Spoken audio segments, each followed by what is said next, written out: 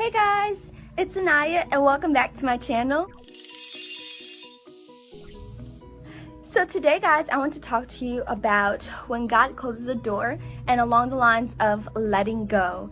Let's go ahead and get into the video. So God closes the door and we'll try to do everything to get back into that door, whether it's jiggling on a doorknob or trying to find a key or looking through the crack of the door at the bottom. We'll try to go see what's back on the other side of the door, and that other side of the door is our past, and we like to go see, what's going on with our past, and we can't see what's, ahead of us because we're so focused on what happened in the past. And God is telling you that you need to let go of everything that happened in the past. Know when a chapter is finished and move on. Don't try to raise the dead and try to, relive a dead situation. When something's dead, it's dead, and you don't want to re-raise the dead. The flower in the garden is dead. You don't see us trying to water it and give it sunlight then because it's dead. It's a dead situation. You can't get nothing new out of a dead situation. If a tree is dead, it can't produce nothing. It cannot produce no fruit. It will not produce any blessings. So you need to move on from that dead situation and know when a chapter is finished. So God is telling you in this season to let go. Tied a string around my finger so you can understand a visual aspect of when we're holding on to something and it's doing more harm than helping us. And that's what we tend to do. We try to hold on to past mistakes, relationships, and etc., friendships, and it's doing more harm than it's helping us. So you need to let go of that past hurt, of anything that's holding you, so that you can't receive the blessings of God. You can't control what happened in the past, so you need to move on. There's no special time machine that allows you to go back in the past and fix something. If there is, let me know because I would like to use it.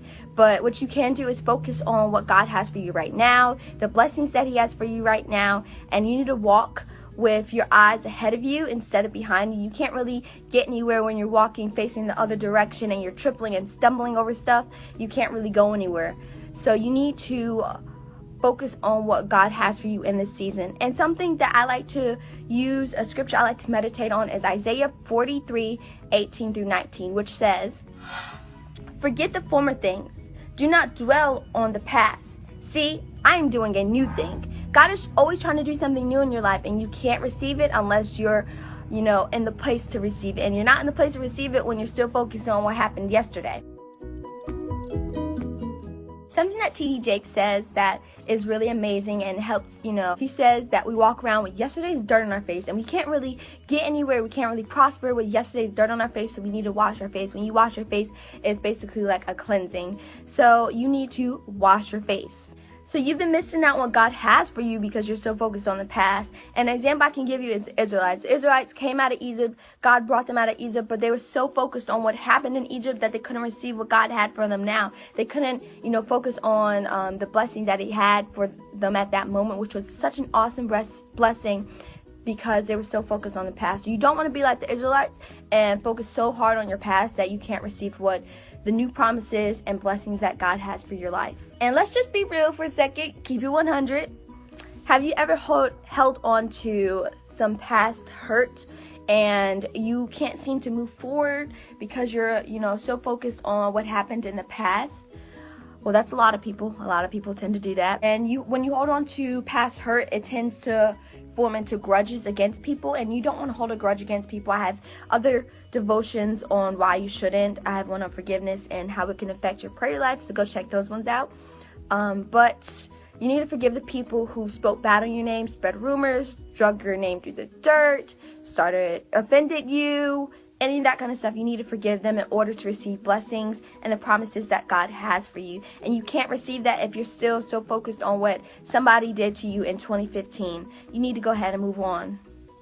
You need to be able to walk in forgiveness. And you can't be in heaven with grudges, and you can't receive God's blessings if you have grudges. So you need to let those things go. So I hope you guys enjoyed this morning's devotion. If you have any questions, you can leave them down below. Make sure you check the description box because I have a whole bunch of links down there where you can find me on other places. Make sure you check the bottom and the description so you know where to find me at. I have a whole bunch of links, so go check that out. And check out the other videos that I recommended for you guys. I hope you guys enjoy and have an awesome and blessed day. And I love you, and I'll see you later.